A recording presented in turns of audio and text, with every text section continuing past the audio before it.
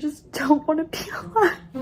My name is Annie Johnston, and that's me like 99% of the fucking time. And I was just diagnosed with post-traumatic stress disorder. This diagnosis comes as I have started to unpack the truth about my abusive childhood. Now I'm in a lot of pain as I try and pick up the pieces to my life. And it's gotten so bad that I just feel like I've lost everything.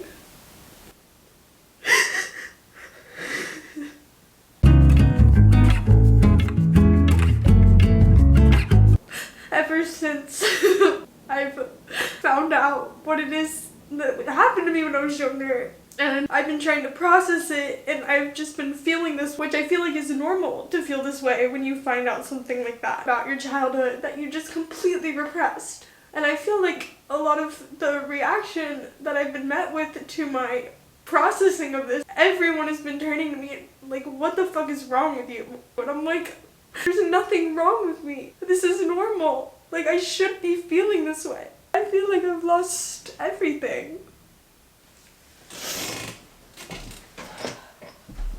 I just don't know what to do anymore.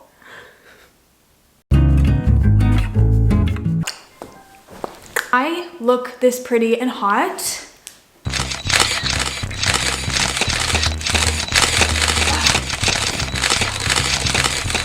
Because I'm actually going out for the first time today in a very long time. And let me tell you why. I look so hot.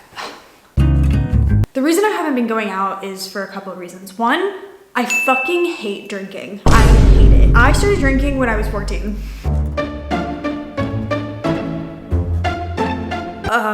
Probably for not great reasons. Probably trying to conceal some shit, some trauma, some abuse. My history with alcohol, I'm starting to reevaluate it, and I've gotten kind of bored of it. The other reason is because I've been going through a lot. You guys are probably wondering, why is this girl always fucking alone? Should we be concerned about her? Like, why is she never hang out with people? I think going through something like this and realizing how uncomfortable displays of emotion make people, you kind of lose friends. It also allows you to recognize who is really gonna stick by you through really hard times. And anyone who's not gonna stick by me during my darkest hour is not my fucking friend. You're not my friend. Sorry, you can't all be friends with someone as hot, sexy, gorgeous as I am. I just don't, I'm very picky about who I let be my friend. Not everyone can have a piece of this. I'm sorry. I'm fucking sorry. But my cousin Molly is like literally one of my best friends. Like I said in the second episode that I'm still lost on like what an idea of family means. And that's very true, but Molly, I consider her my family. I'm gonna be going out and celebrating that gorgeous lady's birthday with her. Am I gonna drink is the real question. I have no fucking clue. It's really not something I also wanted to turn to while I'm in the process of grieving my childhood. It's been so long. One thing about drinking, my meds, like in drinking, do not mix well. My sleep gets really fucked. Like I have these like crazy dreams. Now I'm like debating if I should even do it. I hate drinking. Dude, see, all right. Happy birthday! Happy birthday! A bad margarita. I am there. Like all the things. Bye! Is that? What? What the fuck? What the fuck? There's someone on stilts. Oh my goodness. Oh my goodness. Wait, come back. I just ran 6.5 miles. I ran 6.5 miles. I can't. I give up. I give up. Okay. Anyways, this past week has been rough. Has been really 1 day of crying at work, 2 days of crying at work, 3 fucking days of crying at work. No one here knows that I literally want to die so bad, and I fucking hate myself and I hate everyone, and there's really no point of being alive anymore. I hate this shit. Okay. Am I jealous? Yeah. I am fucking jealous. I'm really fucking jealous of everyone who seems to be somewhat able to live a normal life. I can't even keep a fucking job. I mean,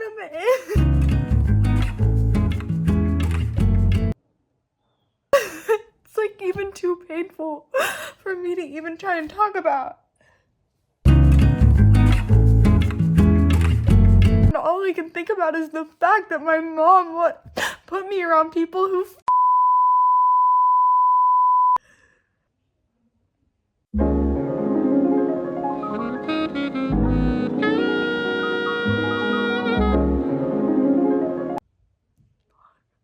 God. Please, please, please give me a cute and nice, hot and sexy boyfriend and a fatter ass and juicier, hotter, better tits. And can you please make me a better doctor? And also cure me of illnesses, specifically mentally. Amen. For the past 3 months, it has been an incessant going back and forth between being okay and breaking down, and work is my biggest trigger. I said in the last video that I cannot go back to work on Monday, but then so this is what happened. Now, before I begin this, I would like to remind everyone that this started in the 3rd episode when my boss saw me having a panic attack at work, and I went into her office and told her what was going on, and she said this to me. We can't have you crying out there because there's work to be done, and people are just gonna start gossiping and asking questions. I hate gossip, hate it, so So that led me to exploring my options. Hey, so essentially I just found out that something really bad happened to me and I completely repressed this. I'm just having flashbacks and panic attacks at work and it's getting really hard for me to manage doing my job. My boss told me to talk to you about looking into a work from home accommodation. Okay, calm down. Calm down. Okay. You can request an accommodation to work from home. I'll send you the form, but it has to be reasonable. And then on Monday, I walked into my boss's office and I said this. I just wanted to let you know that I'm not asking for a work from home accommodation just because I don't want to be here or I don't want to do my job. It has actually just gotten to the point where it is so detrimental to my mental health and to my physical health and my ability to take care of myself that it's just not good for me to be here right now. There's a lot of triggers and it's just gotten to a really, really, really dark place. Okay, I understand. I'll talk to HR. The next Friday, my HR person called me and she said this. Your work from home request has been denied.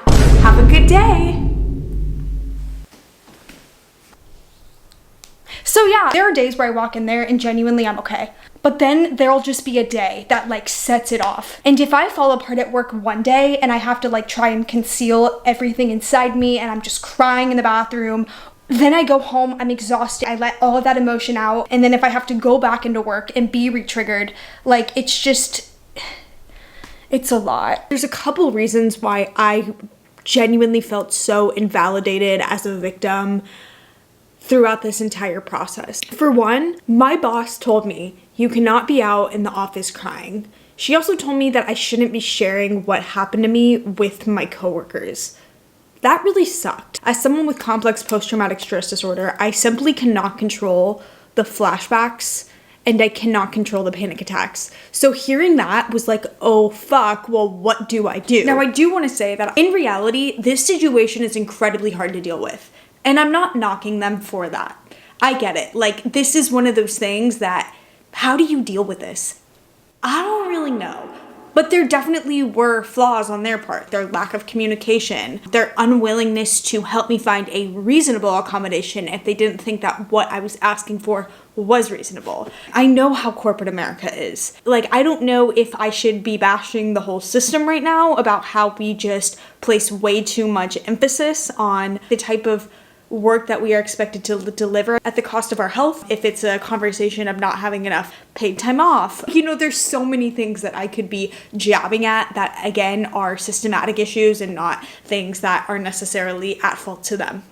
Am I wrong for like standing up for myself in this way? Is this situation even valid for me to request like a work from home like type accommodation? I can't even see the clear line between what is correct and what have I just been told as a victim to accept in terms of my mental health. And is it normal and is it healthy for me getting to that place at work? Is it my fault? Do I need to be the one to take action and just like quit my job at whatever detriment that is to my career and my finances, etc.? Or is that something that should be left up to the work environment to help and guide their employees who are going through incredibly hard times?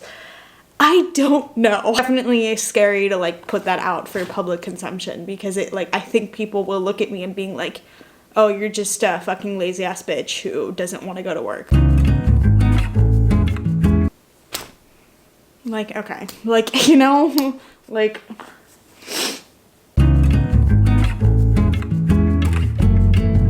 you know, you look at having complex trauma starting at such a young age and then it just continuing on, you realize that that has dictated your entire becoming. And it's like, who am I outside of this? Like, I feel like I have to figure that out. And that is also me doing this and just like seeing and hoping that like things will be okay and that life will get better for me. This series is equally about that as it is telling my story and what happened to me. It is equally as important that I document the becoming of the person that I am outside of this and finding my new normal, because for my entire life, normal was not good. Normal was really, really toxic. And I feel like that starts with me advocating for myself and standing up for myself, regardless of the reaction I'm gonna get from a society that doesn't look kindly on treating victims well. But yeah, that's all I have to say for now.